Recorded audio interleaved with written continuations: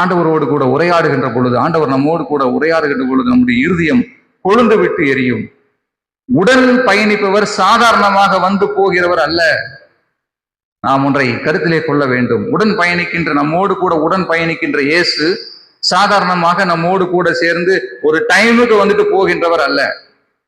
இந்த டைமை முடிச்சுட்டு ரைட் போயிட்டு வரேன் டாடா காமிச்சிட்டு போகின்ற ஆண்டவர் நம்முடைய ஆண்டவர் அல்ல. நம்முடைய ஆண்டவர் நம்மோடு கூட நடக்க விரும்புகிறார், நம்மோடு கூட பேச விரும்புகிறார், நம்மோடு கூட நாம் உணவருந்த விரும்புகிறார். நாம் அவரை எந்த அளவிற்கு நாம் அவரை ஏற்றுக்கொண்டிருக்கிறோம்? நம்முடைய வாழ்க்கையிலே எதற்கு வந்தாரோ அந்த வேலையை ஆண்டவராகிய இயேசு கிறிஸ்து அந்த இடத்திலே நிறைவு செய்கின்ற ஆண்டவராக அங்கிருக்கிறார். எப்படிப்பட்ட நிறைவு?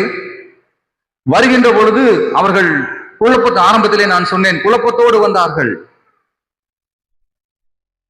கவலையோடு வந்தார்கள், நம்பிக்கையற்ற நிலையோடு வந்தார்கள், தனிமைப்படுத்தப்பட்ட நிலையிலே அவர்கள் வந்தார்கள், பயத்தோடு வந்தார்கள்.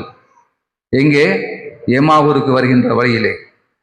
ஆனால் அவர்கள் திரும்ப போகின்ற பொழுது அந்த பயம், குழப்பம், அந்த கலக்கம், அந்த திகில், அந்த கவலை அவர்களை விட்டு நீங்கி போயிற்று.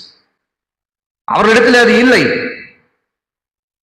அன்புக்குரியவர்களே, எங்கே இருந்து ஓடி வருகிறார்கள் என்று சொன்னால், எம்மாவூர் என்கின்ற அந்த இடத்திலிருந்து மீண்டும் இரவே, அந்த நைட்டே அவர்கள் திரும்ப வருகிறார்கள். எருசலேம் என்று சொன்னால் சமாதானத்தின் நகரம், எரு என்று சொன்னால் சிட்டி, சாலேம் என்று சொன்னால், சலோம் என்று சொன்னால் சமாதான, அமைதி, அமைதியின் நகரமாக இருக்கின்ற அந்த எருசலேம் இன்றைக்கு அன்றைய நாளிலே ஒரு பயங்கர பயத்தின் நகரமாக, குழப்பத்தின் நகரமாக மாறி போயிருந்தது. அவர்கள் மீண்டும் அந்த குழப்பத்திலே இருந்து அவர்கள் விடுபட்டு அவர்கள் எருசலேமுக்கு அவர்கள் வருகிறார்கள். அன்புக்குரியவர்களே, தன்னோடு கூட உடன் பயணிக்கின்ற மக்களை, அவர்களை ஆண்டவராகிய இயேசு கிறிஸ்து அப்படியே மாற்றுகிறார். அவருடைய வாழ்க்கை முழுமையான ஒரு மாற்றம் அடைகிறது. பயந்து கொண்டிருந்த மக்களுக்கு புதிய தைரியம், புதிய தெம்பு அவர்களுக்குள்ளாக வருகின்றது. உயிர்த்தெழுந்த ஆண்டவர் நம்மோடு கூட பயணிக்கிறார். நாமும் அவரோடு கூட இணைந்து பயணிக்க ஆயத்தமாவோம். அவரோடு கூட நாம் பேசுவோம்.